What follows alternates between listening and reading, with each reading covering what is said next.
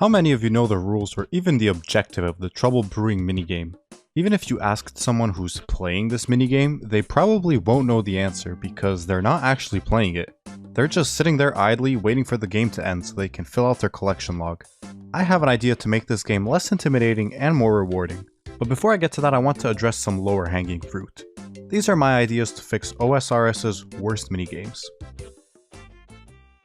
The first minigame on this list is the PvP arena. Or is it the Emir's arena? Even the game itself can't decide what this minigame is called. In this interface it's called the PvP arena, but on the world map it's called the Emir's arena. Mubariz, the man who introduces you to the minigame, will call it the Emir's arena, but the reward shop that he runs is called PvP Arena Rewards. Very inconsistent. By the way, because most of the rewards for this minigame failed a poll, it has the saddest reward shop in the entire game. It has a whopping 2 entire items you can choose from, neither of which do anything unique. Despite the lack of rewards, it is probably the fastest way to get item imbues, and these imbues are reversible, so you can still find some people playing this game. But just like with Trouble Brewing, most people aren't really playing. If you try to play this minigame right now, you'll probably notice that you won't even get into a fight half the time. And that's if you're lucky, because people will just leave right away or not even show up. For some reason, this still awards them points, so why would they bother showing up? The logistics of this minigame are weirdly complicated compared to any other minigame as well. Instead of joining a lobby area, as is the case with most minigames, here you have to queue from a separate interface in the grouping interface. Then once a match is ready, you have to hop to a completely different world and then join the lobby area. I have no doubt that this convoluted process is at least partly responsible for the number of no-shows you'll experience playing this minigame. Oh, and by the way, the separate world actually loads up a completely different character profile, so have fun redoing all your settings and rebinding your F keys before you can actually play this minigame. So while the underlying gameplay of these simple 1v1 duels is fine, the logistics of this game need to change. First, stop rewarding people if they don't show up. Instead, I think points should be awarded based on how much damage you deal actually playing the minigame, with a bonus for winning. This rewards you for being good at winning duels, while still not precluding you from slowly gaining points and working towards rewards if you're not as good at PvP. Secondly, simplify how actually getting into the game works. Just have it take place on a regular world and have people queue for the minigame by joining a lobby area, as is the case with just about every other minigame. Thirdly, add some damn rewards. The ones that originally failed the poll are now in the game in the new Bounty Hunter anyway, and I think they should be repolled to be added here as well. And finally, decide on one name to call this place. Better yet, scrap both of these and just call it the Duel Arena again. It's still an arena for having 1v1 duels, so the old name still works. Alright, so as promised, let's talk about Trouble Brewing. The concept of this minigame is simple. You're part of one of 2 competing breweries and your goal is to brew as much rum as possible. Sounds simple, right? Well, once you get into the minigame and see that the UI overlay looks like this, you might change your mind. If you're playing with a classic interface, it takes up a laughable amount of your screen real estate. But I think that this UI overlay also betrays the fact that this minigame just has way too much going on and way too much to do. It's very bloated. Rapid fire, here are some tasks that you can perform. Pick flowers, keep the boilers running, sabotage bridges, sabotage enemy equipment, get buckets of water, scrape trees for bark, fill the hoppers with ingredients, catch and dye a monkey, have your monkey gather bitter nuts, have your monkey fight the enemy team's monkey, and bottle the rum.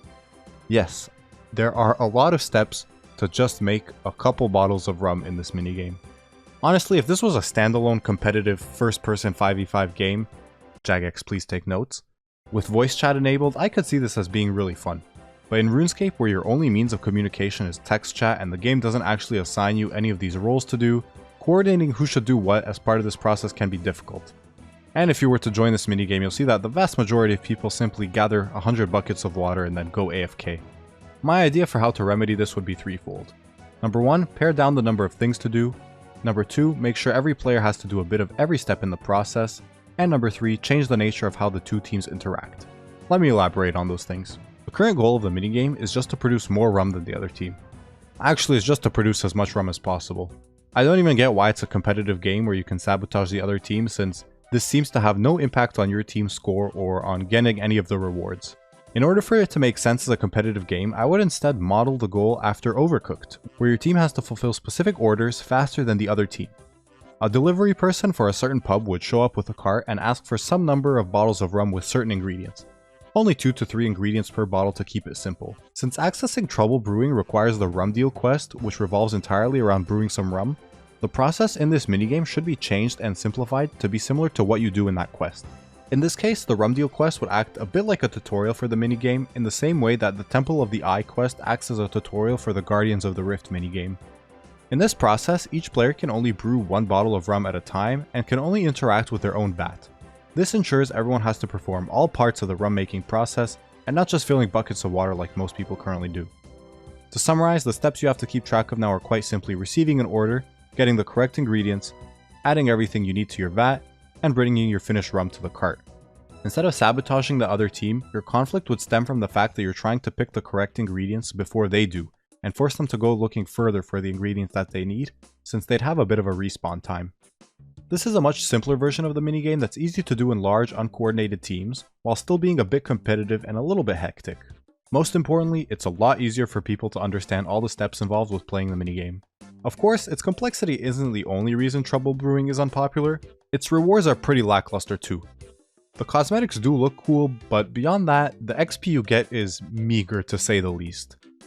I'd give each action a sizable XP drop to make the XP gained while playing the minigame at least somewhat decent. The XP gain shouldn't be so high as to make this the go-to way of training any of these skills individually, but decent enough that when you add up the XP gained in all of them together, it's decent overall. I'd also maybe reduce the price of the medium clue scroll that currently costs 5,000 pieces of 8, are you serious? Yeah, make that a little bit cheaper so that it can be maybe an alternative method to hunting eclectic implinks for stacking up medium clues. The next minigame on my list is the Volcanic Mine.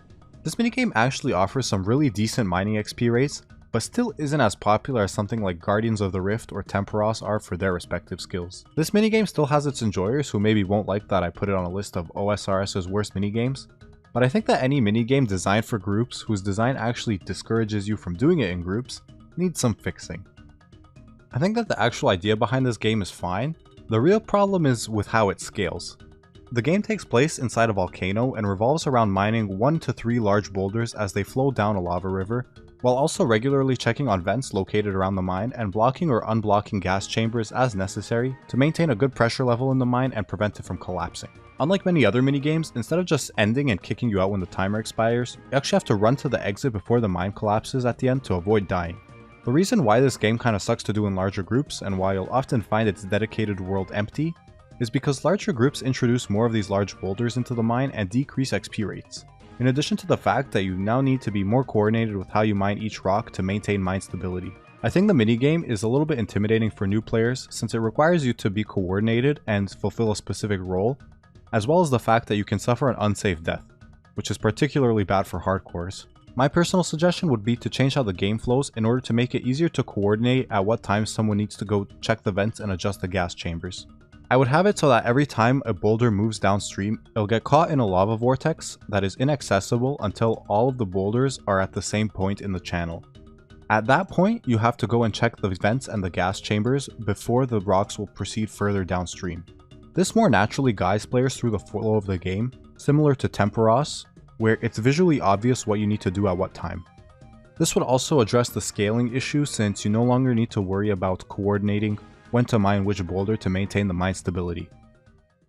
Alright, let's talk about the really bad one, rat pits.